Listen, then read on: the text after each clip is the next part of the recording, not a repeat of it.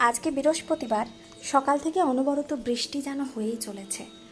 আর আমাদের তো এখন চলছে ঠাকুর পালা, মানে কুলদেবতার মন্দিরে ঠাকুরের পাঠ করে এলাম আমি। এবার হচ্ছে পুজোটা দিয়ে আসবো, বাবার মন্দিরে পুজো দিয়ে আসবো।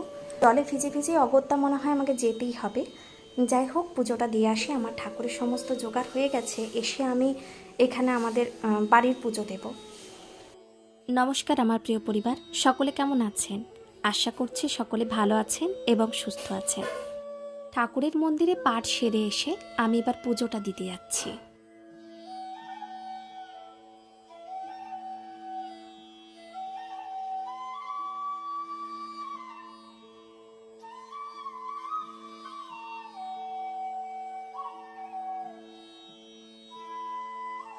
চলুন এবার আপনাদেরকেও বাবার মন্দিরটা একটু ঘুরিয়ে দেখায়।